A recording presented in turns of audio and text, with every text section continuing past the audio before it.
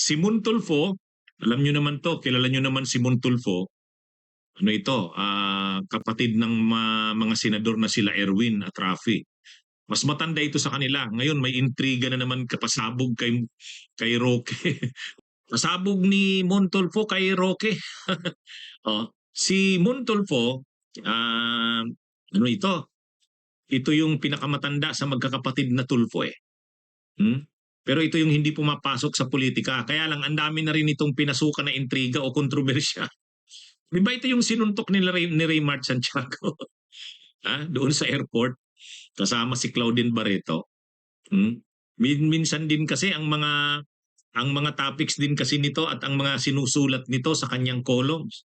O ito sa social media, may post ito. Si itong si Montulfo, ha? Matindi ang pasabog nito ngayon, intriga kay Harry Roque. Ha? Ang pasabog niya tungkol dun sa boylet ni Harry Roque, boylet di umano. Hmm. Hindi ko na nakalimutan ko na tuloy. Ano nga bang pangalan nung ano ni Harry Roque? Ha? Yung yung ang sabi ni Roque, personal assistant niya, alalay niya. Pero pinatira niya doon sa sa compound nung Pogo, doon sa Purak, Pampanga. Kaya nung ni-raid yung compound, yung isang kwarto doon na tinutuluyan nung ano nito ni Harry Roque, nakita doon sa kwarto noon yung yung personal assistant ni Roque. Nakita doon yung mga dokumento ni Roque, yung kanyang joint accounts. Kasi yung personal assistant na yun ni Roque, mayroon silang joint accounts. Pati nga pala yung bank accounts ni Roque at saka nung asawa niya nandun. At saka mayroong mga affidavits doon, ah, mayroong mga affidavits doon na yung pagbiyahe ni Roque sa Europe, kasama niya yung kanyang alalay, yung kanyang personal assistant. Ngayon, yung personal assistant niya na yun, pinaniniwalaan na boylet niya yun eh. Alam naman natin ang mga issue-issue kay Roque, ang mga intriga sa kanya. O ngayon, dito sa pasabog sa intriga ni Montulfo, nagpaabot na daw yung personal assistant na yun ni Harry Roque, na magtitistigo siya.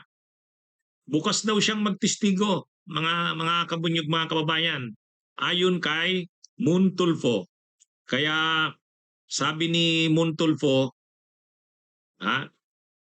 oh, yan. Ang pagkakasabi ni Montulfo ganito. Sabi ni Montulfo, yan. From my little birdie sa kapulungan ng chismuso't chismusa.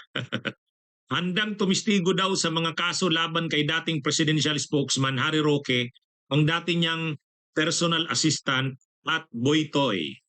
Sinabi ng ilang chismusong kongresista na matagal na nilang nakumbinsi si Mr. Boytoy na isang male model at itinanghal sa isang Mr. Macho Man contest noon na tumistigo laban kay Roque kapag nasampahan na ito ng mga kaso sa bansa. Sa isang executive session noon, inamin ni Mr. Boytoy na may relasyon sila ni Roque. Pero todo deny ito, pero sabay daw nilang Diyos mio, sabi ng lover boy na kapag may lovers quarrel sila ni Roque ay biglang nawawala ang pera sa kanilang joint account sa bangko. So ito, ang sabi dito ni Ramon Tulfo, yung personal assistant ni Roque ay magtitistigo na laban sa kanya. Yan yung pasabog ni Montulfo. Yan daw ang nakuha niya sa ang kanyang mga bubuwit.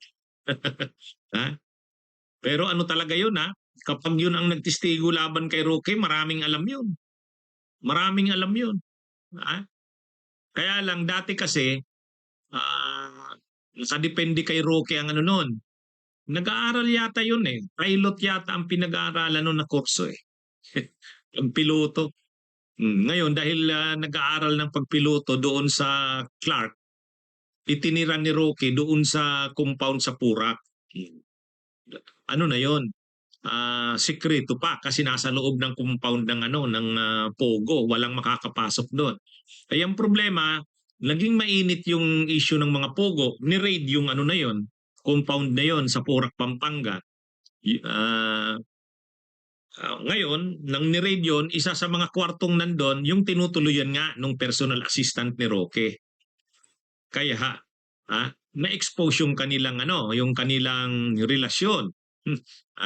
Na-expose yung kanilang relasyon. Bagamat dinideny ni Roque na wala naman silang relasyon noon. Pero siyempre, yun yun yung intrigang linakalat kay Roque. Kasi kasama niya pa ito pag nagbabiyahe. Sinagot niya pa ang gastos nito doon sa kanyang affidavit. Yung affidavit noon, pagkuha ng visa, Schengen visa, sinagot ni Roque yung gastos noon.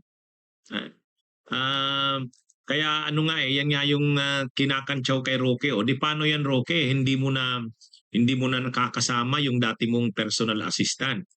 Kailangan namang isama niya pa yun sa Europa. Magastos yun. At may intriga siya doon.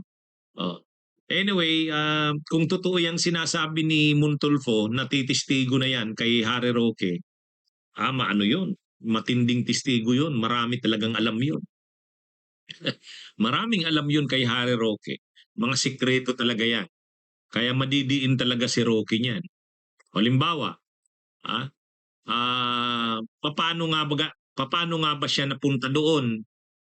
Hindi naman siya mapupunta doon na mabibigyan siya ng kwarto doon kung hindi dahil kay Roque. At ano ang ni Roque role doon sa Pogo na yun? So pag yung personal assistant niya na yun ang nagsabi na hindi ordinaryong abogado ang role ni Roque doon, patay na. Madidiin na talaga niyan si Harry Roque. Bunyog, bunyog, halikan na kasama ka. Bunyog, kapag buklod ay may pag-asa. Luzon, Visayas, Mindanao, isa ang pananaw. Sa bagong Pilipinas ang bunyog isisigaw. Bunyog.